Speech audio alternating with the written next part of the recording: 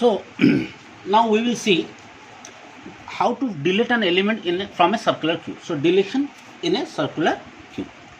So now during deletion process, what is the first step that we should conduct? The first step is to check underflow condition. Check underflow. Now what is the underflow criteria in a circular queue? So underflow criteria means we want to delete something but queue is empty. So how do you know queue is empty? So it is same as verifying whether underflow occur or not in a linear queue. Just verify what is the value of front. If it is 0, if front is 0, then queue is empty.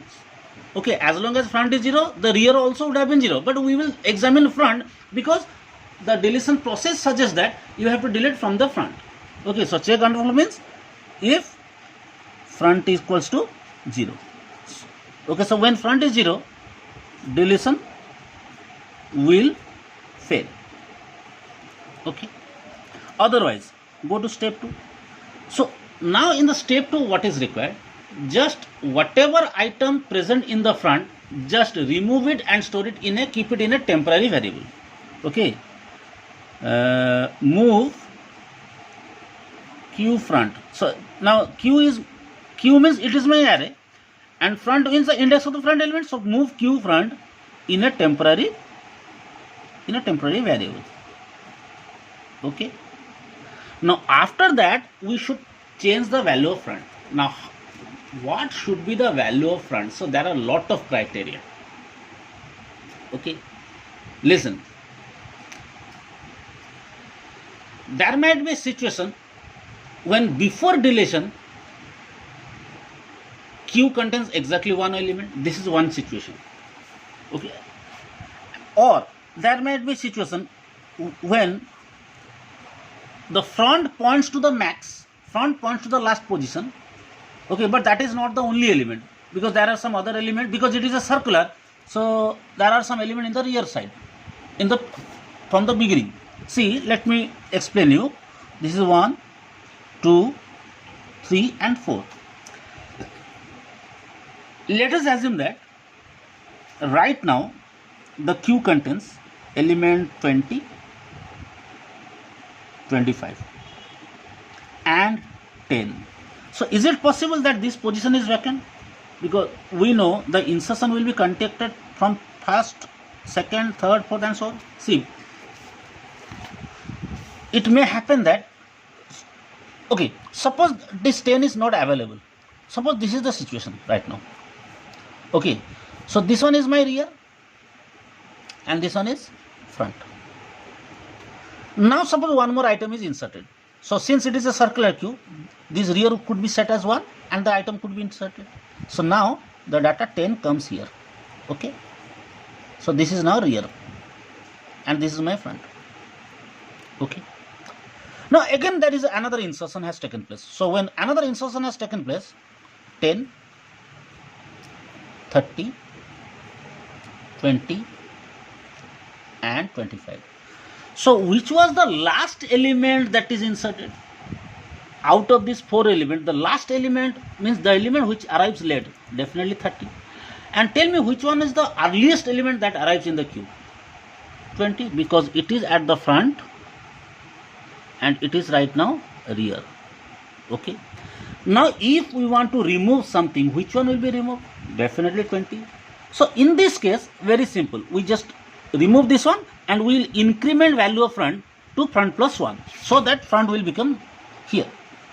Okay, so here 10, 30, let's say 20 is removed, 1, 2 and 25. This is my front now and this is rear. Now when front is now equal to, this is 4 means max. Now suppose we want to remove front, then what happens? If we remove front, now the value of front after removal should be set as 1. Okay, so we cannot just always increment value of front while deleting. Sometimes we have to convert front as 1 also. So these are the situations that we should take care while performing deletion. Okay, so after front becomes here, so now suppose this is now front Now again deletion taken place. So now front becomes 30. So now here both front and rear, suppose this 10 has been removed. Now both front and rear are pointing to 30. Now if we remove, after removal, front should be 0 as well as rear should be 0. So there are so many situations where we have to change the variable.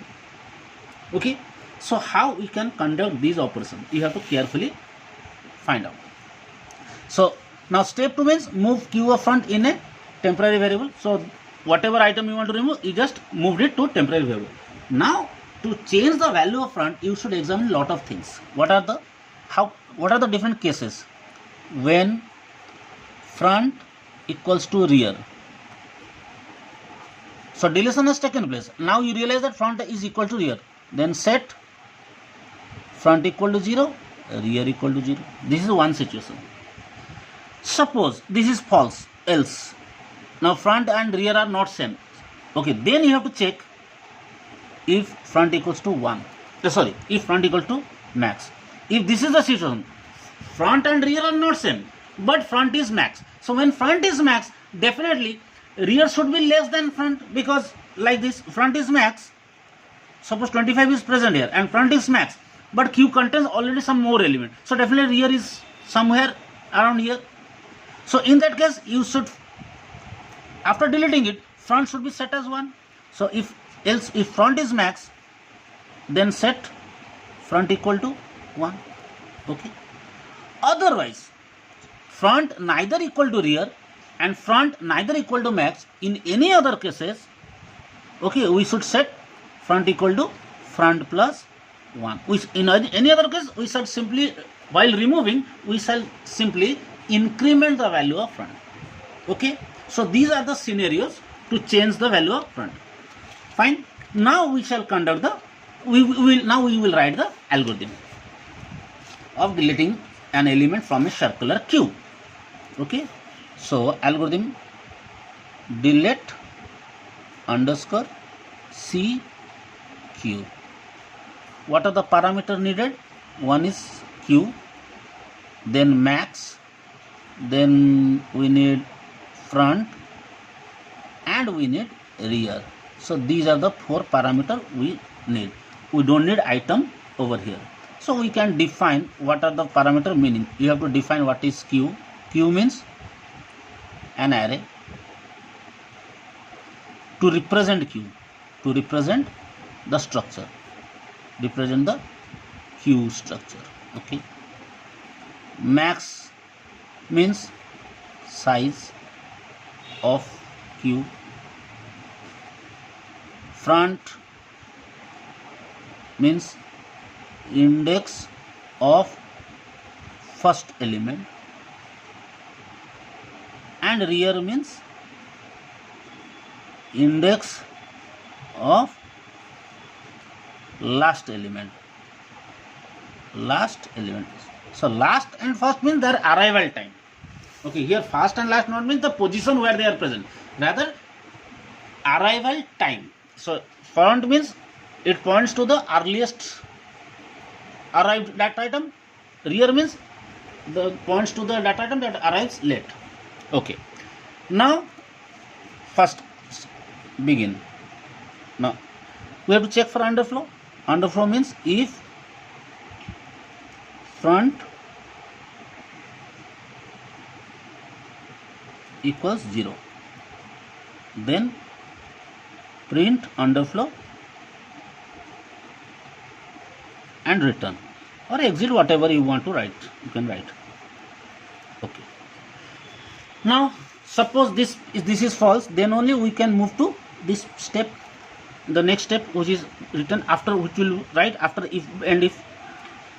So now we will write TMP is a temporary variable Q front. So this will remove, or this will transfer the data present in the front to a temporary variable TMP. After this, we can update the value of front. So there are so many ways to so many ways to update. Either we can increment front with 1, so front will move towards the right side.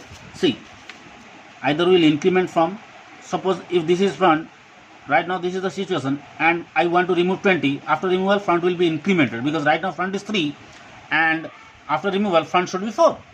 So this could be a case, or there might be another case when front is at the end max, and it after removal we should bring front to the 1 because there might be some element at 1. Okay, so different cases should be analyzed. So first I will analyze if front equals rear. See, if this is the case, that means the earlier when front is equals to rear, when both pointing to the same item, means there was only one element in the queue. When one element in the queue it has been removed, then both front and rear should be set as 0. So we should write front equals to 0 and rear equals to 0.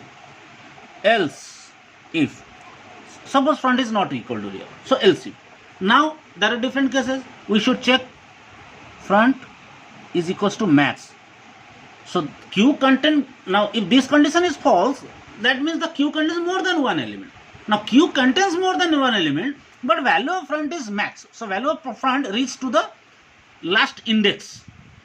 Okay, so which means there are some other element from the rear end, and where rear is less than, where rear is at the 1, 2, 3, these indexes, the index of the rear could be from the 1, 2 or something somewhere else. So when front is max and that max element is removed, the front should be set as 1.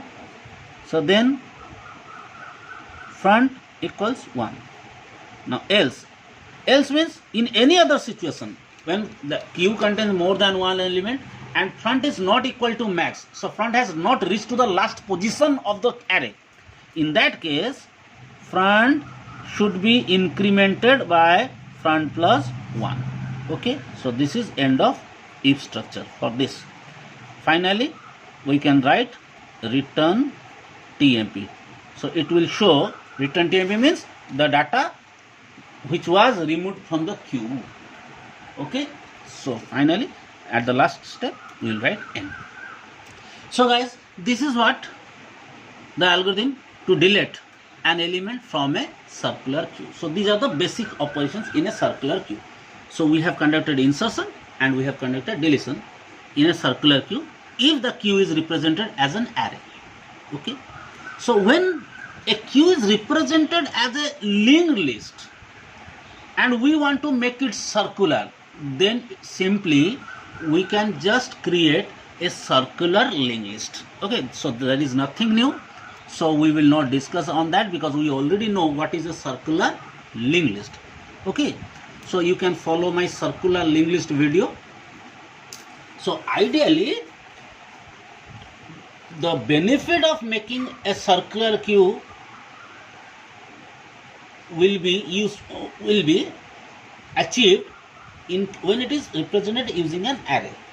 When the queue is represented using an circular using a linked list, then there is no need to make it circular, because there is no point. We are making a queue in circular only when we represent using an array, because at that time there is a chance of wastage of memory space.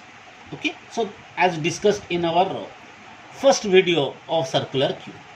Okay, so we conclude here circular queue. In our next video we will discuss about double-ended queue and priority queue. Okay, till then, goodbye.